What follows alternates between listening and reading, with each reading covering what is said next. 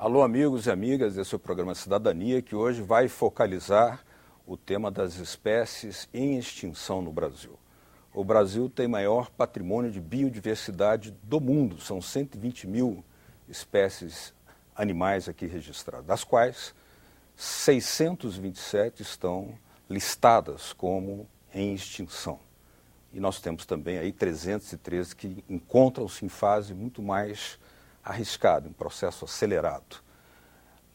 Ao longo da história, soubemos sempre que houve momentos em que algumas espécies desapareciam, mas por causas completamente diferentes das atuais e em ritmos também completamente distintos. Hoje, causas muito mais ligadas ao modelo de desenvolvimento causam o desaparecimento dessas espécies. Os incêndios florestais, as hidrelétricas, a poluição, entre outros, são as causas mais frequentes que podem ser aqui apresentadas, desafiando os governos a apresentarem políticas públicas para a manutenção dessas espécies que fazem parte do nosso tesouro de meio ambiente. Para falar sobre o tema, nós temos aqui conosco hoje no programa Cidadania a participação do Dr. Braulio Dias, ele que é secretário de Biodiversidade e Floresta do Ministério do Meio Ambiente, a quem dou boas-vindas. Muito obrigado, secretário.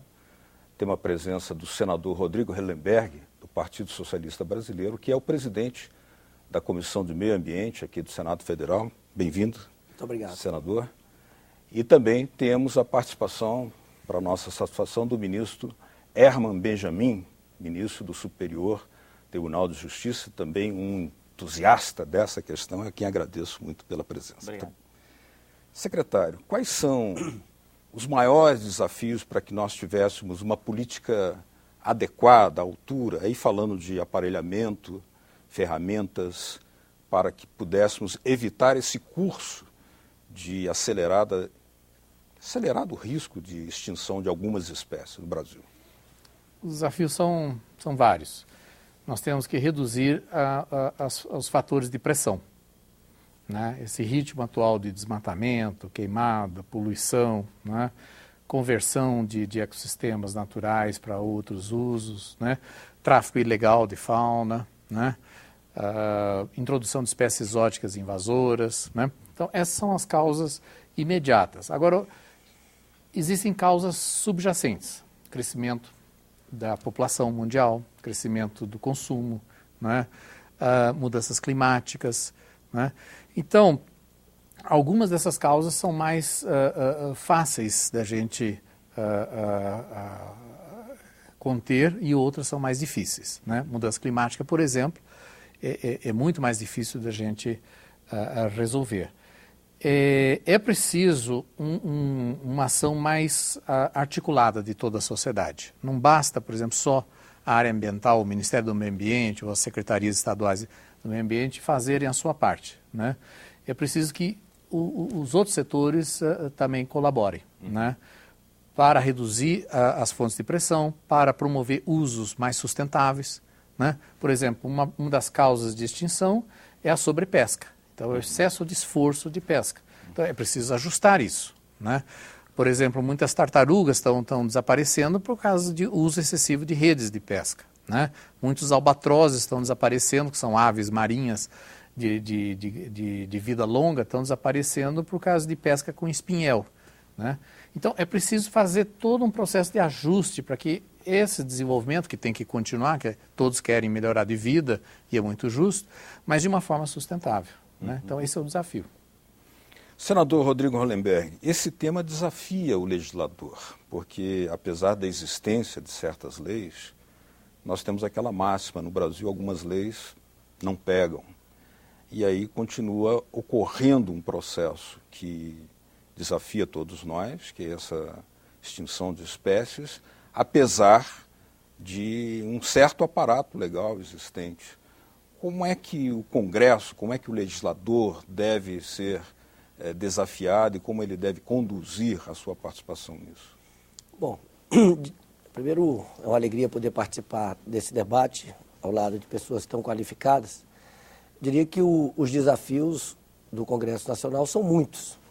E o primeiro deles é integrar a política, compreender a conservação e a utilização inteligente e sustentável da biodiversidade brasileira como um grande instrumento diferenciado de desenvolvimento.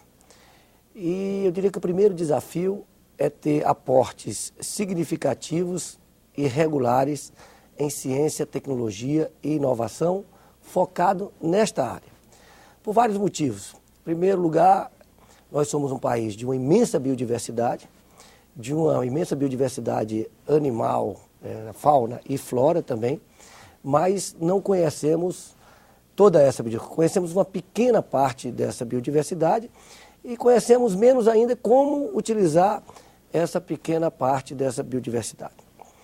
Por outro lado, também são os instrumentos em inovação tecnológica, em conhecimento científico, que vão permitir que o Brasil possa ampliar sua produção de alimentos, que é importante, ampliar sua produção de energia, de agroenergia, que é importante, sem precisar converter novas áreas preservadas dos biomas brasileiros, que são os habitats onde vivem grande parte dessa fauna, se reproduzem grande parte dessa fauna. Então também é investimento em ciência e tecnologia que vai permitir otimizar a utilização dessas áreas de forma mais sustentável.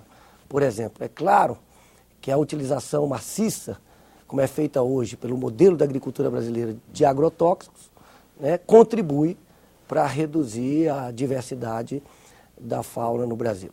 E também a inovação tecnológica para as questões levantadas pelo Dr. Braulio, por exemplo. Não é inadmissível que, com o conhecimento disponível, hoje nós ainda estejamos perdendo tartarugas por causa do tipo de rede utilizada, ou os albatrozes em função do tipo de anzol. Então nós temos que desenvolver também tecnologias que possam ser incorporadas pelas pessoas mais simples, pelos pescadores, porque depende da utilização sustentável dessa biodiversidade para viver e para viver bem. Então eu colocaria como o ponto 1 dessa agenda investimentos significativos em ciência, tecnologia e inovação focado no conhecimento e na utilização inteligente da biodiversidade brasileira. Ministro Herman Benjamin, será que nós temos hoje no Brasil o modelo jurídico mais adequado de forma a poder fazer frente aos desafios e conter esse processo aí preocupante de extinção de espécies? Nós temos boas leis. Agora, a lei é apenas um dos instrumentos para se resolver um problema dessa magnitude. Como o secretário Braulio e o senador Hollenberg indicaram, nós precisamos de um choque cultural, é histórico. São 500 anos em que, desde o momento que o colonizador chegou ao Brasil, a fauna, a floresta, tudo aquilo que fosse desconhecido era visto como perigoso, ameaçador, e por isso precisava ser destruído e civilizado. Hoje, nós temos uma percepção muito clara de que a fauna, a flora, a biodiversidade é fundamental para todos nós. E que nós recebemos isso dos nossos antepassados como se fôssemos depositários desta riqueza extraordinária. E que temos o dever de passar às gerações futuras. Da mesma forma que existe no Código Penal a figura do depositário infiel, não deixa de ser, de certa maneira, aquilo que se aplica para nós. Ou seja, e não é apenas um compromisso ético, porque dessa riqueza enorme da biodiversidade, quantos medicamentos poderiam ser descobertos a partir de espécies que desapareceram. Se nós analisarmos os fármacos, vamos verificar que hoje os medicamentos mais novidadeiros e que têm impacto, por exemplo, no câncer, vêm da natureza, são compostos desenvolvidos nesse grande laboratório que é o planeta Terra. Isso se aplica a tudo, aos alimentos. No contexto das mudanças climáticas, nós não sabemos se a matriz de alimentos que nós temos hoje, baseada em pouquíssimas espécies, sobretudo de grãos, se essas espécies serão as adaptadas a essas grandes transformações. E o que perdemos, perdemos. Peguemos, por exemplo, o milho. Já que nós estamos falando de fauna, mas temos que falar da flora também.